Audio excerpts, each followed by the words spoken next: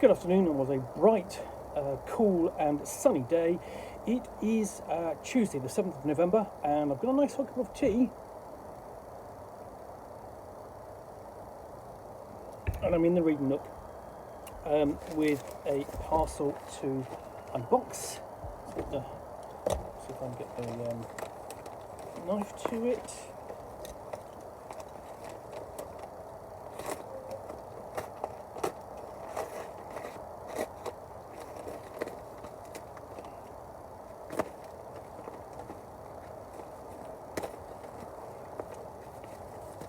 Trying to get the final hook. There we go. So this, in fact, is quite flexible. So it's not a hardback book, but it is a collection of,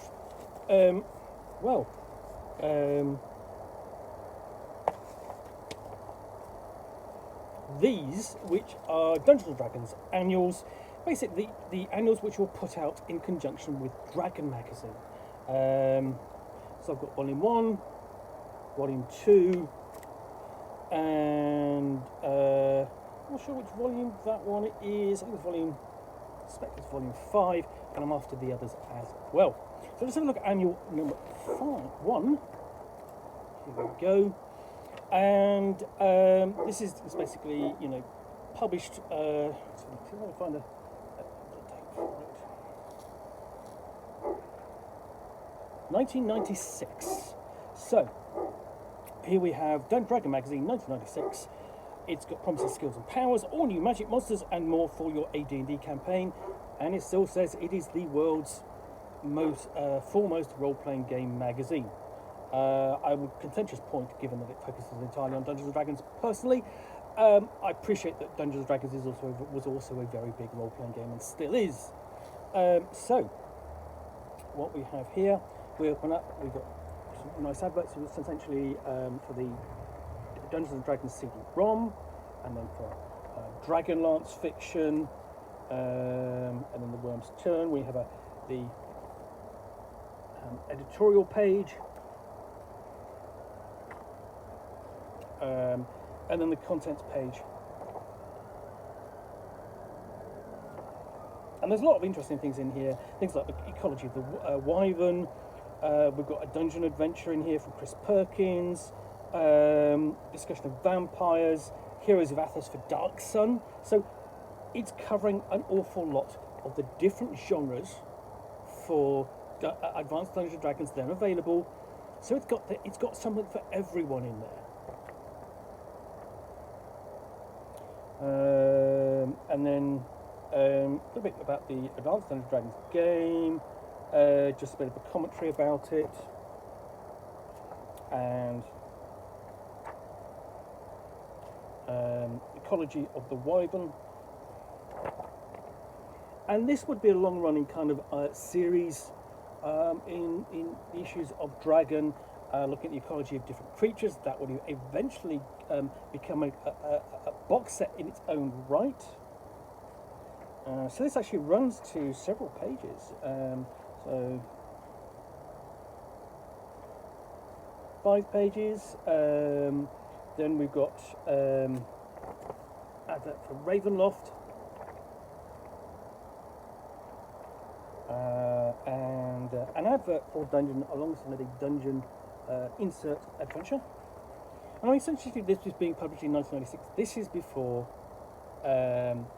the events of which would lead to TSR's downfall. But it's covering a wide variety of Advanced Dungeons and Dragons content, all the different settings, fiction, and so on. And we've got the continuing details of the adventure here. Nice little dungeon. I mean, at some point I really would like to dig into Dungeon and start just reviewing issue after issue.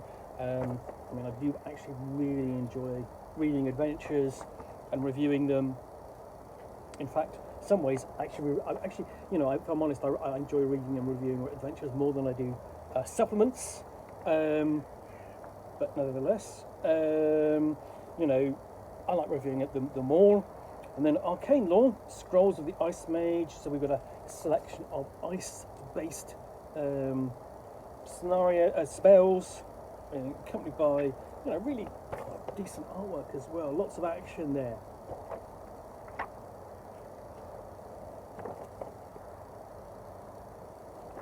You've got spells like Hail, Ice Trap, Frozen Ground, Ice Flow, as in the not the flow of ice, but an object that is an ice flow.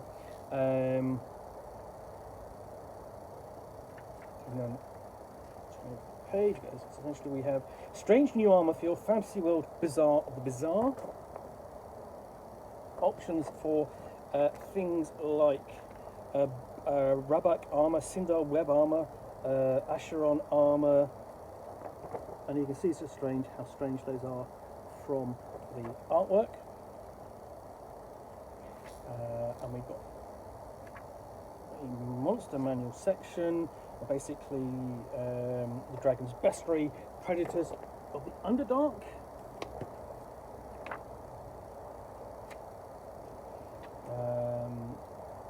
So various different creatures. These are being presented in the kind of the format for Advanced Dungeons & Dragons 2nd edition.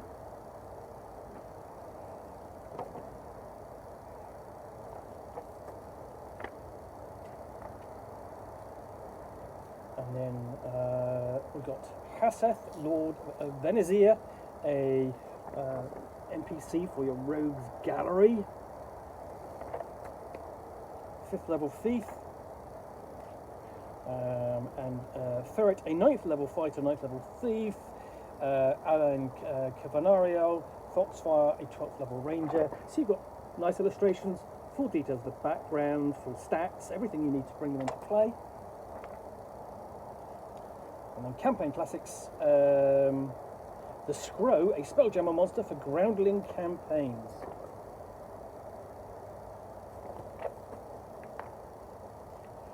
So essentially, you've got some background on the monster and its history. You've got a bibliography, the source material there.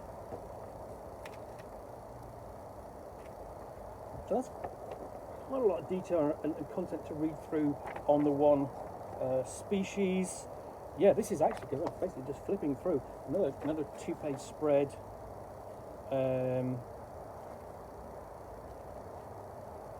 Before we get to the end. And then we have a little cartoon there at the end, and then we've got Introduction to Forgotten Realms by none other than Ed Greenwood, and then we're discussing Gem of the North, the High Palace of Olustriel.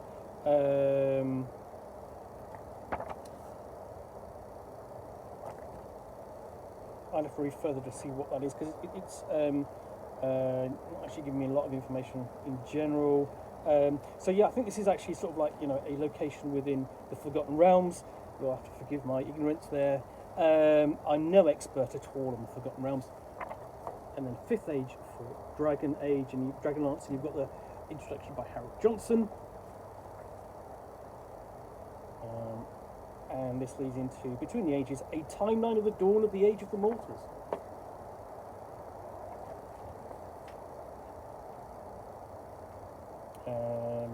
And of course, subscription details for your Dragon magazine. And then we move on to Ravenloft, and it's got an introduction by William W. Connors, one of the designers of the box sets, at least. Also, I think, Mask of the Red Death, if I'm not mistaken, and a Dictionary of Undead from around the world.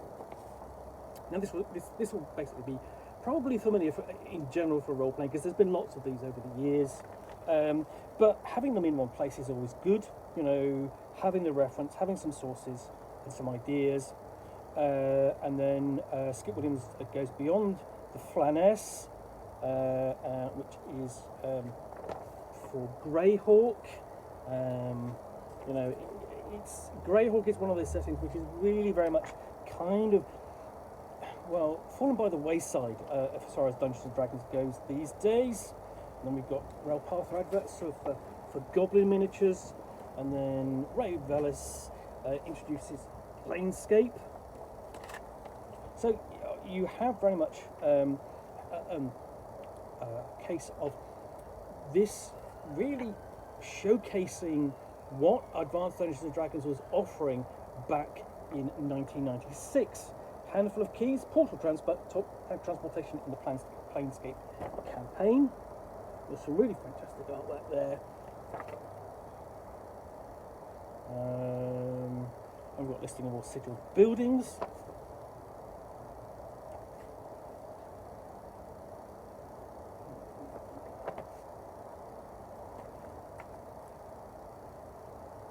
So quite a lot there. And then we've got an advert for Dragonlance 5th Age, which was the card-driven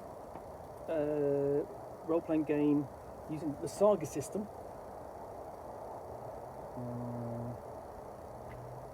And then advert for Birthright, which is the big domain level campaign setting, and Carrie Elbabris provides an introduction to Birthright. Before we have Guilds of Cerelia. They're not just for thieving anymore. Essentially, it's about Ed Stark, and it's talking about basically making them more than just sort of like the source of rogues and thieves. You know, moving them into power. Bill Slavisek introduces Dark Sun with heroes and Athos skills and powers for the Dark setting PCs, taking essentially the skills and powers book for Advanced Dungeons and Dragons 2nd edition and adapting it to Athos. So we have, you know, listings of standard skills and abilities and so on for dwarves, elves, half giants, halflings, and more for that setting, and then giving them options on, you know, taking different skills. So you know, almost got like an alternative character creation system within these pages. Dragon Dice, how to use mixed race armies. It's interesting that Dragon Dice did return last year in a very small way, but I mean, Dragon Dice essentially was sort of like it was an attempt, I think, to present a game that would be played and purchased much like trading card games, like Magic the Gathering, like Spellfire, and so on. Action never ends. You have an advert for Dragon Dice, and then we have deck building, retuning your Spellfire deck. We're revisiting TSR's Lost, so a trading card game by Jim Butler, and we've got options and so on.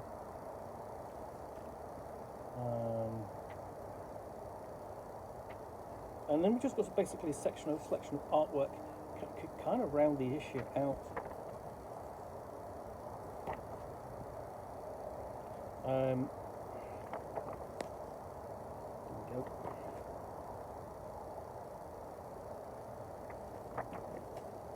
So much to appreciate in the issue. Quite a lot to read. You know, there's something in there for everyone. And then we've got an advert for Planescape at the end, and on the back for Forgotten Realms Fiction. So that is Dragon Annual number 1. An interesting issue, I think.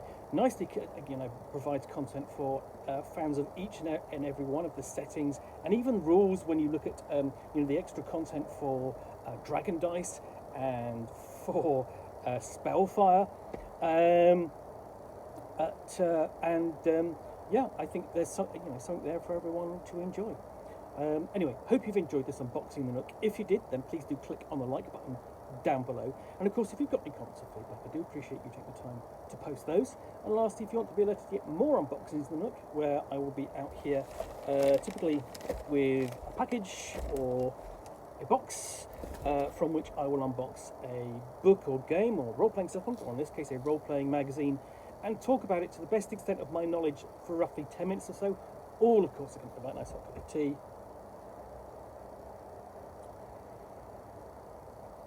Then please do click on the subscribe button down below.